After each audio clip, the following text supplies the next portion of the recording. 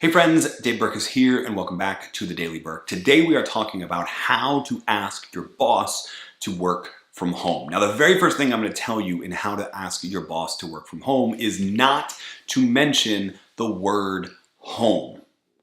I know that you're probably wanting to work from home because of a better sort of work-life balance, or maybe it's a childcare issue or a school thing.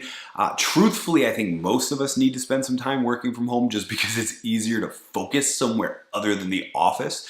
Work is a terrible place to get some work done.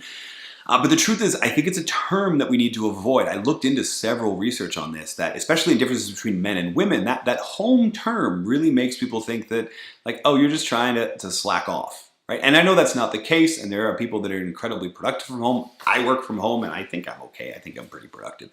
So the first thing that you probably want to do is not ask to work from home. Ask to work remotely.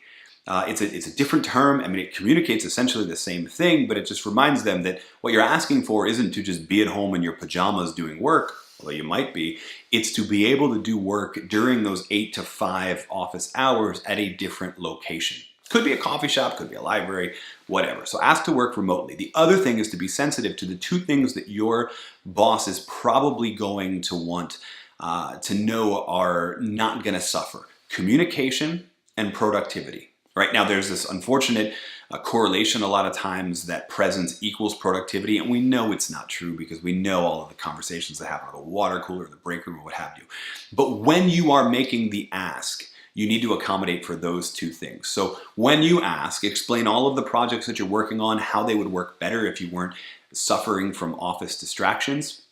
And then ask for a trial period. Ask for a period of time to try working remotely one afternoon or one day a week. Mention the way that you're going to stay in touch. So I will be immediately responsive to email, or I will be responsive to phone calls, or I'll be in the Slack channel if you've got a Slack channel, etc. So make sure they know that the communication will not suffer. And it's 2018, the communication shouldn't have to suffer.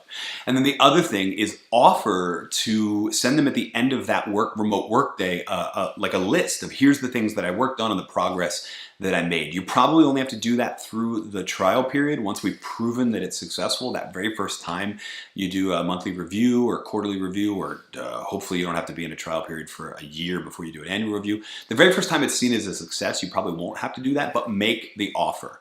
Make sure, and however you ask to work from home, you are stating how we're going to stay communicated and how you are going to be able to show them your productivity. Because unfortunately, a lot of managers think presence equals productivity, and if you're not present, you need to do something to make up for that productivity.